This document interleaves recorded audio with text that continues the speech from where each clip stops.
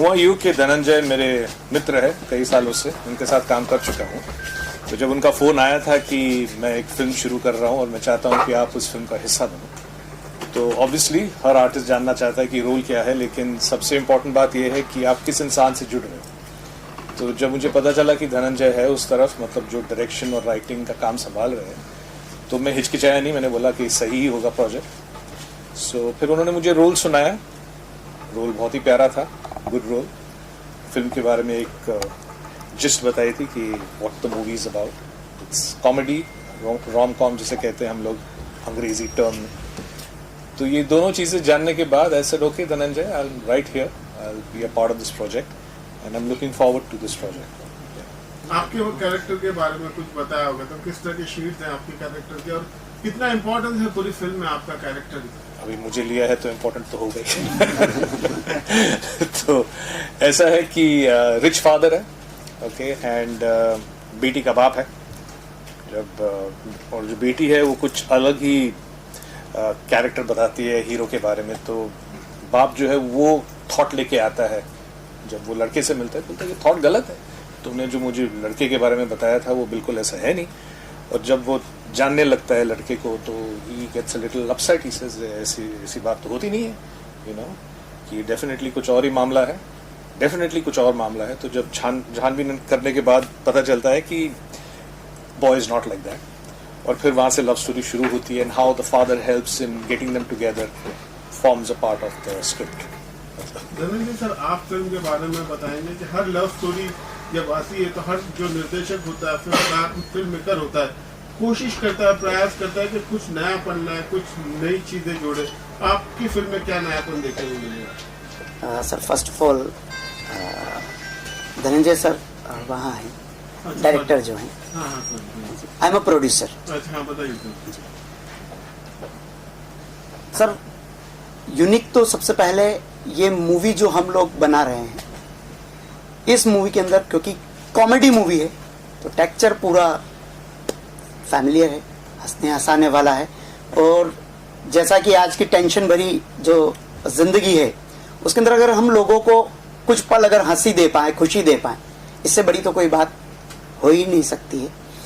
इस मूवी में हमने एक मुद्दा उठाया, सटायर भी है सर, हमने एक मैसेज देने की कोशिश किया है। जैसा कि आज बड़े शहरों में हो रहा है, हमने कोशिश किया है कि वहीं से उस रियलिटी को उठा करके उसके सॉल्यूशन को भी हमने दिया है। बट मूवी में सभी रस हैं, इसमें कॉमेडी है, इसके अंदर रोमांस है, इसके अंदर थ्रिल भी है, सस्पेंस है। तो एक कॉम्पैक्ट पैक है। कॉमेडी तो ओनली कॉमेडी नहीं है, और यंगस्टर के लिए बड़ी गुदगुदाने वाली, पूरी तरह से एंटरटेनमेंट से भरी हुई मूवी हमने बनाने की कोशिश की। फिल्म में स्टार कास्ट की बात की जाए तो किस तरह का स्टार कास्ट है और क्या सोचकर आपने नए चेहरों को मौका दिया है? ज्यादा नॉन फेसेस नहीं है जी, मैं छोड़ के नहीं, देखिए स्टार कास्ट हमारी जो है सभी कुछ ना कुछ वर्क कर चुके हैं, सभी फ्रेशर नहीं है, नॉन फेस पूरी तरह सेमी नॉन है। जैसे हम अगर सर की बात करें तो उन्हें हम सालों से देख रहे हैं।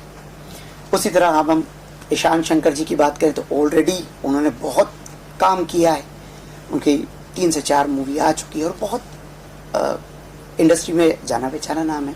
हम शौर्य जी की बात करें तो सीरियल्स की अगर हम बात करें, लगभग 10 से 12 सीरियल्स उन्होंने सोनी टीवी पे, कलर्स पे, जी पे, सभी सीरियल्स वो कर रहे हैं। परम जी की अगर हम बात करें तो उन्होंने भी पहले वर्क तो किया ही है। हाँ, यंगस्टर्स जो हैं वो आज के जो यूथ है वो नया चेहरा देखना पसंद करते हैं। ये डिमांड हमें मार्केट से मिली है। हमें ऐसा लगा है कि आज की जो जनरेशन है वो नए चेहरे को, नए फेस को पसंद करती है, नए काम को देखना चाहती है। तो जो हमारी डिमांड थी, जो मार्केट की डिमांड थी, हम उसी को आगे बढ़ाने की कोशिश कर रहे हैं। फिल्म फ्लोर पे कब से जाने वाली है और शूटिंग कब तक खत्म होने की उम्मीद है? क्या प्रोजेक्ट कब तक पूरा आपका? 23 नवंबर से हम लोग प्लानिंग कर रहे हैं फ्लोर पे जाने के लिए, और इसका मोस्टली शूट जो है वो इंदौर एमपी में होने वाला है, कुछ पार्ट मुंबई में शूट होगा। अप्रोक्स 35 डेज में हम इसको कंप्लीट कर लेंगे।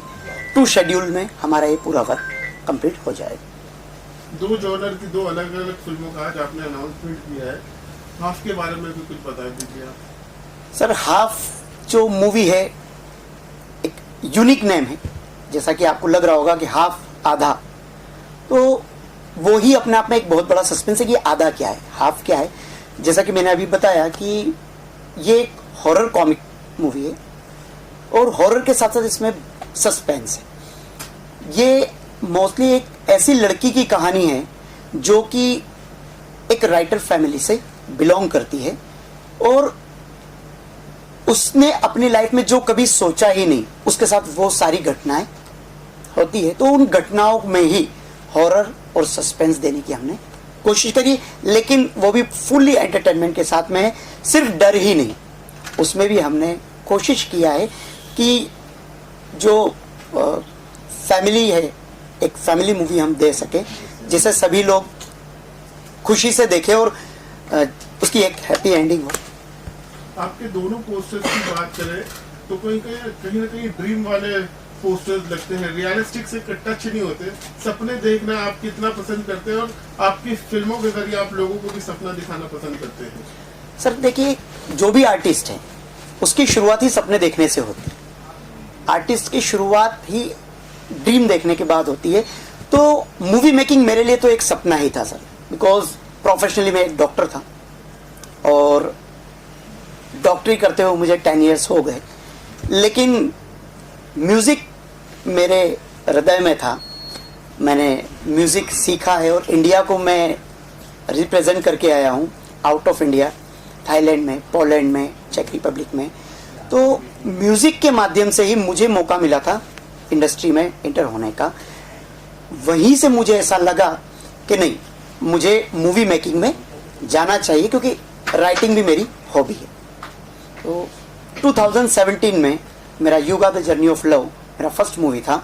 1990 द हॉरिबल टूर मेरा सेकंड मूवी था और उन्हीं से मेरी शुरुआत हुई और मैंने स्टार्टअप किया और आज वही मुझे अजब गजब प्रेम और हाफ तक लेकर के आप लोगों के सामने आ रहा है। फिल्मों में आप भी कहीं ना कहीं कोई रोल करते हुए दिखाई देंगे। रोल की बात करें तो हमारे धनंजय सर ने मुझे कहा कि यार सर देखिए, कहीं ना कहीं जितना मैं आपको ऑब्जर्व कर पाया हूँ आप में भी टैलेंट तो है, तो मैं उनको धन्यवाद देना चाहूँगा कि उन्होंने भी मुझे इस टीम में शामिल किया है, क्योंकि मैं भी एक फ्रेंड की तरह इसमें कुछ ना कुछ अपना थोड़ा बहुत योगदान देने वाला हूँ। अजब गजब की म्यूजिक की बात की जाए तो किस तरह म्यूजिक है? सर आज के लायक ही म्यूजिक है, आज की जो जनरेशन सुनना चाहती है। एक आइटम सॉन्ग है इसके अंदर, 2 रोमांटिक सॉन्ग है, एक मुकाबला सॉन्ग है। तो मोस्टली जैसा आज लोग जिस जोनर में सुनना चाहते हैं वही हमने देने की कोशिश की। महेश जी, सर आप कुछ ऐड करना चाहेंगे? हाफ में होगी सर, आप महेश जी आप हाफ में हैं, अजब दोनों फिल्मों हैं। 1000%। मुझे हाफ के बारे में स्क्रिप्ट बताई नहीं है आपने। अभी हाफ को लेकर के कुछ भी अभी डिसाइड नहीं हुआ सर। हाफ सिर्फ हमने अनाउंस किया है, अभी उसकी कास्ट को लेकर के अभी सिर्फ राइटिंग वर्क उसका स्टार्ट हो चुका है, स्क्रिप्टिंग पे वर्क चल रहा है हाफ को लेकर। I am sure it will be a good. Sir अजब गजब में आपका क्या रोल, उसके बारे में अब बताया तो। सबसे पहली बात है कि सर ये रोमकॉम है, लेकिन इसमें एक मुद्दा है कि आज रियल एस्टेट में मैंने एक कहानी लिखा था, रियल वर्सेस अनरियल स्टेट। तो उसका ही मैंने एक पार्ट्स यहाँ से उठा के डाला। उसमें क्या होता है कि बिल्डर्स एक ही फ्लैट को बहुत सारे लोगों को बेच देता है और लोगों को उसका तकलीफ झेलना पड़ता है। कोई अपनी ज़िंदगी की पूरी कमाई लगा देता है, कोई अपने गहने बेच देता है, बहुत सारी चीज़ें करता है, बैंक से लोन लेता है, दुनिया भर की चीज़ें करता है और बाद में पता चलता है कि वो फ्लैट उसका है ही, किसी और को बेचा हुआ, 2 लोगों को बेचा चुका। और ये मुंबई में, दिल्ली में, नोएडा में ऐसे हज़ारों इंसिडेंट और मैंने ये देखा है। तो ये यहाँ से मैंने कहानी शुरू की। हमारी कहानी शुरू होती है यहाँ से कि एक घर है जिसको 2 लोगों को बेच दिया गया है। अब दोनों चाहते हैं कि ये घर पे हमें पूरा हक मिले, वहाँ से शुरू होती है। एक वक्त हुआ करता था जब बॉलीवुड में रोमांटिक लव स्टोरी फिल्म यानी सक्सेस की गारंटी मानी जाती थी। रोमांस इतना गहरा होता था कि सर हीरो और हीरोइन एक दूसरे को पाने के लिए पूरे जद्दोजहद कर देते थे। पर आज की जनरेशन बिल्कुल अलग है। आजकल लोग प्यार मोहब्बत को इतना सीरियस नहीं लेते सर हैं। दिल तो वही है सर, आज भी तो वही है। वो उस तरह की दिल वाली कहानी है कि आज के जनरेशन को ध्यान में रखते हुए आज की जनरेशन को ये सर कहानी आधार है। सर बिल्कुल बिल्कुल। देखिए जो बोला जाता है कि पहले में होता था, सेम चीज है सर। आज भी दिल वही है, आज भी प्यार होता है, वो आज वही इमोशन है, कोई फर्क नहीं है। बस देखने का नजरिया चेंज हो गया है क्योंकि मोबाइल, टीवी, इंटरनेट और ये सब चीजें हैं ज्यादा।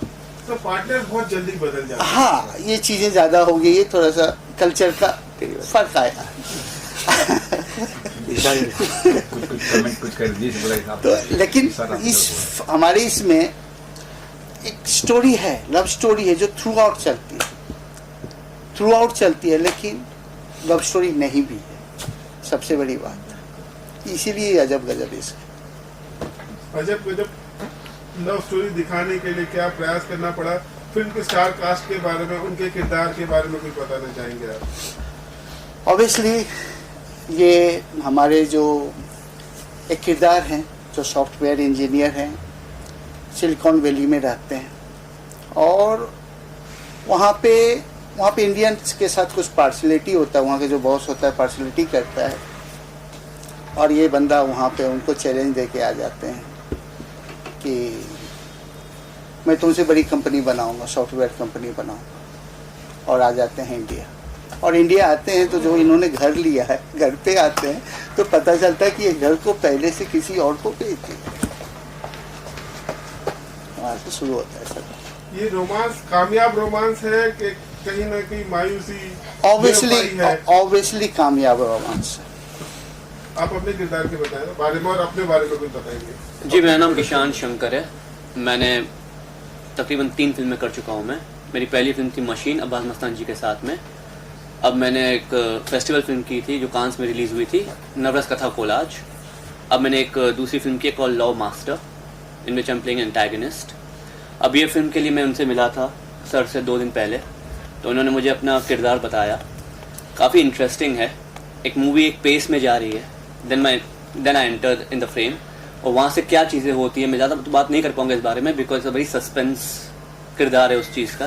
सर ही बता पाएंगे उसके बारे में आपको, पर मज़ेदार है, स्क्रिप्ट अच्छी है, किरदार मज़ेदार है, तो मैंने इसलिए हाँ बोला I am doing this film. किसी भी किरदार को निभाने से पहले या किसी फिल्म को साइन करने से पहले किन बातों का आप ध्यान रखते हैं? Director very important, script very important, और आपका स्टार कास्ट, ये तीनों चीज़ें बहुत इंपॉर्टेंट होती है। म्यूजिक को कितना इम्पोर्टेंस देते हैं? जी, म्यूज़िक एक ऐसी चीज़ है जो मुझे लगता है फिल्म को उठा भी सकती है, बिठा भी सकती है, स्पेशली द बीजीएम। आपका बीजीएम कितना स्ट्रॉन्ग है, आपका म्यूज़िक कितना स्ट्रॉन्ग है, बहुत बहुत इंपॉर्टेंट होती है चीज़ें। तो मुझे लगता है कि आप कोई भी फिल्म ले लीजिए, एवरेज फिल्म क्यों ना हो, अगर उसके गाने हिट है तो लोग जाएंगे थिएटर में देखने के लिए। उसे गाने हिट नहीं है, आती है जाती है पता नहीं चलता। तो music does play a very important role. Everything is rhythm, we all know as such, तो music plays a very crucial role. Future में अगर कोई प्रोजेक्ट करना चाहेंगे आप, तो किस तरह के किरदार आप करना पसंद करेंगे? केवल लीड कैरेक्टर में आप विश्वास रखते हैं कि कैरेक्टर आर्टिस्ट का भी रोल हो, कोई एक पर्टिकुलर स्ट्रॉन्ग कैरेक्टर हो तो उस तरह के कैरेक्टर को भी आप निभाना चाहेंगे? See I feel things have changed a lot lately. आप किसी को भी देख लीजिए, आजकल कोई नहीं बोलता कि ये मेन लीड में है, ये कैरेक्टर आर्टिस्ट है, बीट पंकज त्रिपाठी सर या beat K Menon sir, however it is basic, वो आज कैरेक्टर रोल्स भी करते हैं और मेन लीड में भी आते हैं। तो आजकल मुझे लगता है सब कुछ सेम हो चुका है। आपका कैरेक्टर आपको पसंद आना चाहिए, आपका स्ट्रॉन्ग कैरेक्टर होना चाहिए, that's what really matters. Sir आप अपने बारे में कुछ बताएंगे, अपने किरदार के बारे में बताएंगे फिल्म में? मेरा नाम परम सिंह है। मैं 13 साल से कर रहा हूँ एक्टिंग। 2011 में मैंने बैरी जॉन से कोर्स किया था। उसके बाद मैंने 6 शोज़ किए टीवी पे। बचपन से बचपन से इससे जानता हूँ यहाँ मिल गया ये।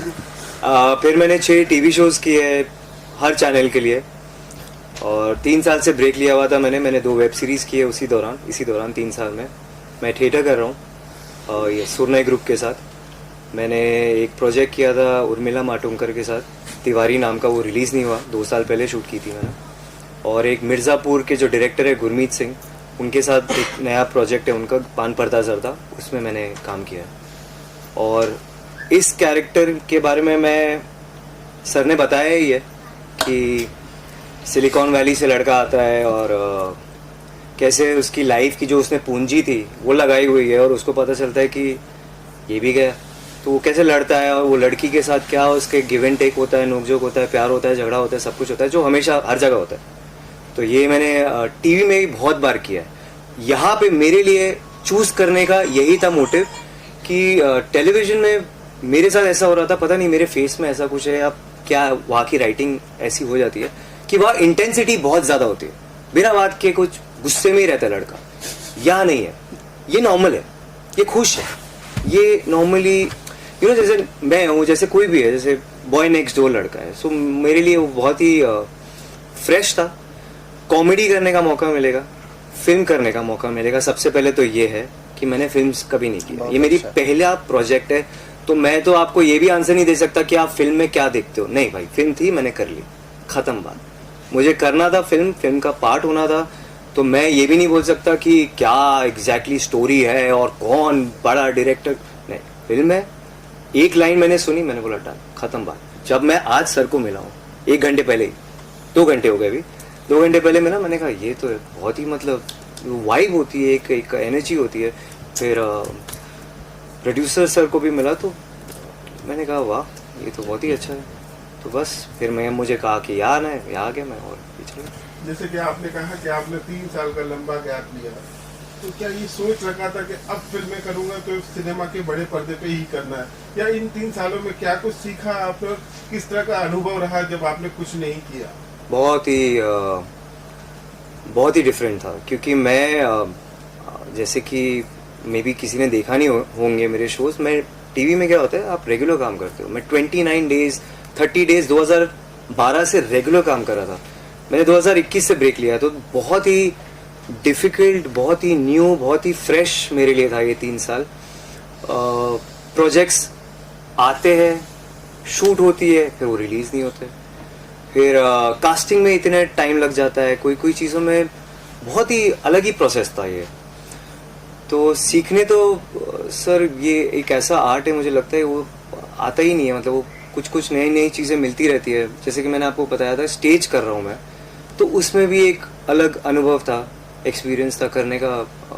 जब मैंने किया, मैंने ऑल ओवर इंडिया किया है स्टेज, मैंने रंग शंकरा में किया है, मैंने जयपुर में किया है, मैंने रॉयल ओपेरा में, मैंने हर जगह किया, पृथ्वी हर जगह किया है। तो वो एक एक्सपीरियंस, और विथ एज जो मैच्योरिटी आती है, विथ जब आपका काम नहीं होता तो आपका जो एक्सपीरियंस होता है, जो आपका आर्ट होता है, जो आपका खुद की एक इंडिविजुअल पर्सनैलिटी होती है, आई थिंक उसके साथ ही इंसान, आई थिंक जब काम नहीं हो रहा है या कुछ चीज़ें नहीं हो रही, तो वो ग्रोथ में बहुत अच्छा लगता है।